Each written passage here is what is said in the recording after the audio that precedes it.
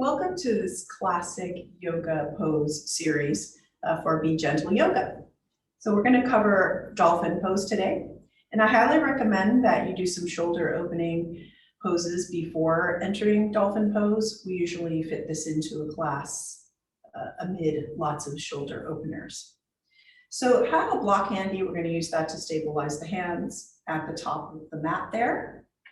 And we'll come to all fours on the mat. You'll want to keep your knees hip width apart and your shoulders hip width apart as well. So we're going to take the forearms down. So this is like all fours, but on the forearms. So the shoulders are going to be right above the elbows, and the hands are placed down on the mat.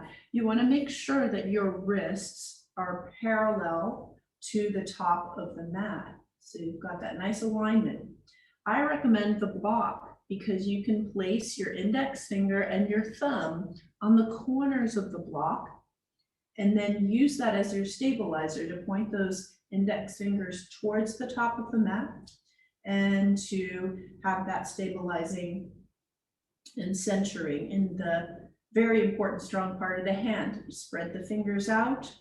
And you want to keep those forearms and the surface of the forearms really solid on the mat. So again, the elbows are shoulder width apart and the hands are also shoulder width apart.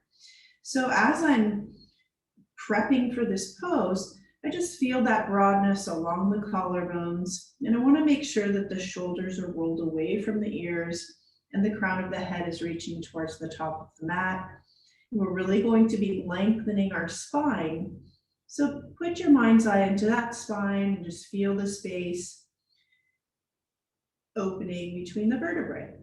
Okay, now we're going to curl the back toes under, pressing strong through the forearms. Begin to take those knees off the mat, tap into your core, lift your sits bones towards the wall behind you, and bring your rib cage towards those thighs. Keep the knees bent. At this point, relax the face, relax the neck. You don't want to just hang the head down. Just make sure that you're in alignment, the skull and the sacrum. And then we're going to begin to straighten the knees, but we're not going to bring the feet any closer to the body. What we're going to do is stabilize through the hands, stabilize through those forearms, and also let's roll those shoulders away from the ears towards the ribs. The shoulder blades are adhering to the rib cage in the back, so keeping that shoulder stable. I'm going to start straightening my legs, and as I do so, my heart is beginning to face my heels and reach towards my heels. Ideally, the ears are in line with the upper arms.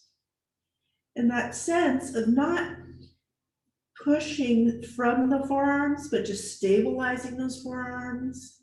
Imagine someone behind your heart gently encouraging that opening through the heart space, not pushing, but just opening.